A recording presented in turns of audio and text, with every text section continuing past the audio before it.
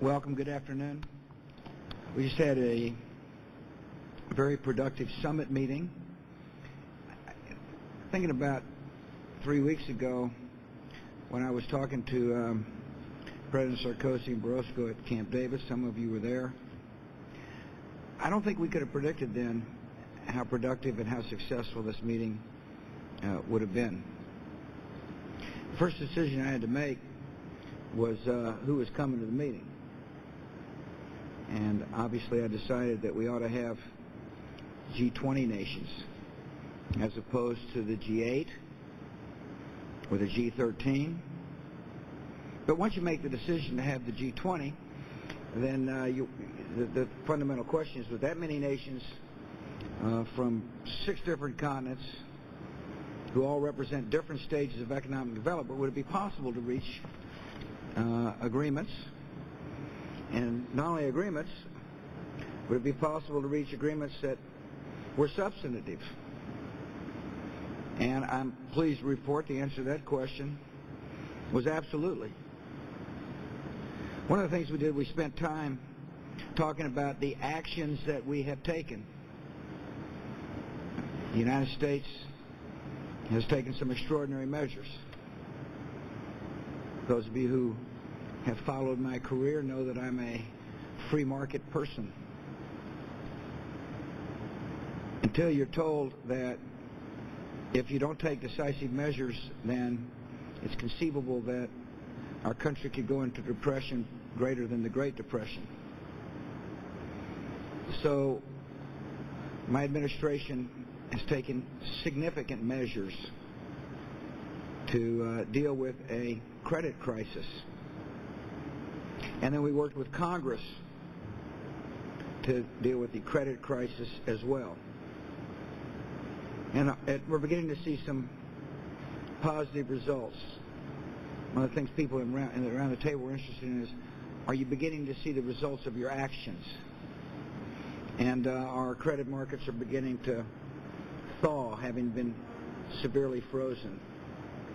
Businesses are beginning to get access to short-term credit.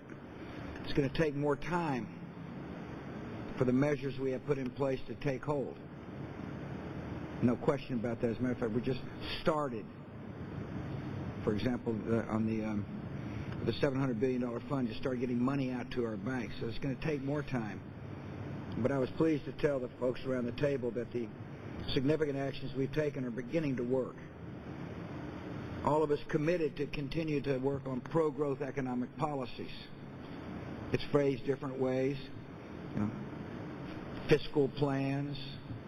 But the whole point was that we recognize that on the one hand there's been a severe credit crisis, and on the other hand our economies are being hit very hard. And so there was a common understanding that all of us should promote pro-growth economic policy. We also talked about broader reforms. So in other words, the discussions were focused on today and what we're doing about it. But what are we going to do to make sure that it doesn't happen tomorrow? One of the key achievements was to establish certain principles and to take certain actions for adapting our financial systems to the realities of the 21st century. While the regulatory structures that are in place were 20th century regulatory structures. And obviously, the financial industry went way beyond them. And the question is, how do we establish good regulatory structure without destroying the incentive to innovate, without destroying the marketplace? Our nations agree that we must make the financial markets more transparent and accountable.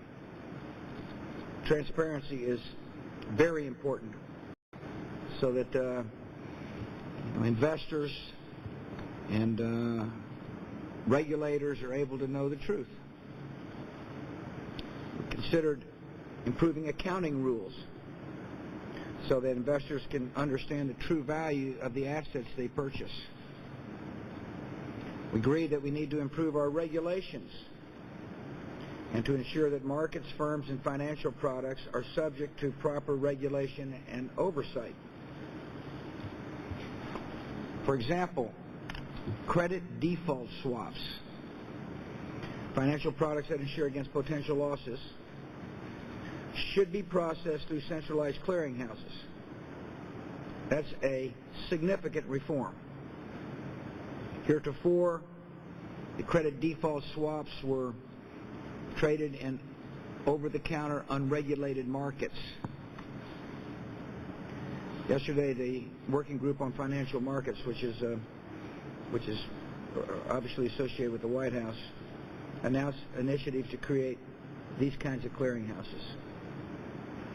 And I know that other nations are working on them as well. And this process will help expedite credit default swaps and other types of instruments not being traded in unregulated over-the-counter markets. By bringing greater stability to this important sector, we will help with liquidity, but also mitigate risk. Third, we agreed that we must enhance the integrity of the financial markets. For example, authorities in every nation should take a fresh look at the rules governing market manipulation and fraud to make sure that investors in all our countries are properly protected. We agreed that we must strengthen cooperation among the world's financial authorities. There was a lot of discussion about the International Monetary Fund and the World Bank, for example. Leading nations should make regulations consistent. As well, we should reform the international financial institutions. Again, these institutions have been very important, the World Bank, IMF, but they were based on an economic order of 1944. And so, we agreed that to better reflect the realities of today's global economy, both IMF and World Bank should modernize their governance structures.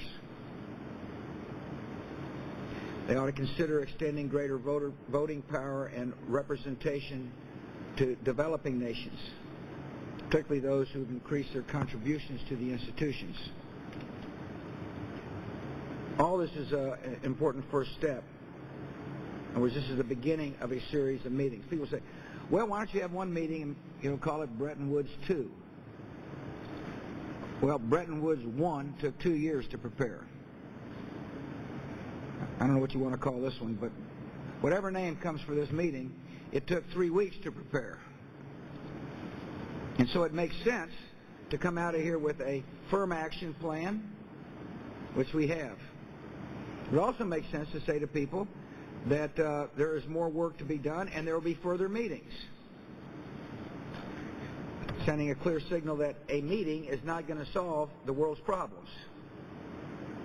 A meeting will help begin a process so that we can say over time that we will have a regulatory structure in place that will make this less likely to happen in the future.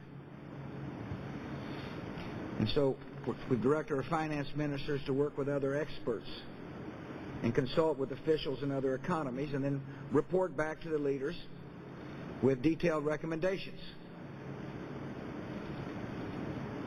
Whatever we do, whatever reforms are recommended, we need to be guided by this simple fact, that the best way to solve our problems and solve the people's problems is for there to be economic growth. And the surest path to that growth is free market capitalism. Leaders at this summit agreed on some other matters of importance. One is to reject protectionism and refrain from erecting new trade barriers. This is a very important part of this summit. The temptations in times of economic stress will be to say, "I'll trade isn't worth it. Let's just throw up protective barriers." And yet that attitude was rejected, thankfully. As a matter of fact, not only rejected, there is a determined effort to see if we can't complete the modalities for Doha by the end of December. One of the things I stressed as well is that the United States, in the midst of this financial crisis, will not abandon our commitments to people in the developing world. that the HIV/AIDS initiative, known as PEPFAR, will remain strong and vibrant, that our deep desire to significantly reduce malaria deaths in countries on the continent of Africa will not be diminished, that our obligation to help feed the hungry will not stop, that in the midst of all this turmoil and financial crisis, we will meet our obligations. These obligations are in our national security interest and our economic security interest, and they are in our moral interests. And so I will tell you that I thought this was a very successful summit. And they're going to meet again. I keep saying they because some of you may not have heard yet, but I am retiring. But I told the leaders this, that President-elect Obama's transition team has been fully briefed on what we intended to do here at this meeting. I told them that we will work tirelessly to make sure the transition between my administration and his administration is seamless. And I told them that I hope he succeeds, that it's good for our country, that people see a peaceful transfer of power, and I hope it was good for them to hear that even though we're from different political parties, that I believe it's in our country's interest that he succeed. So I want to thank you for giving me a chance to come and visit with you. Thanks for covering this summit. Goodbye.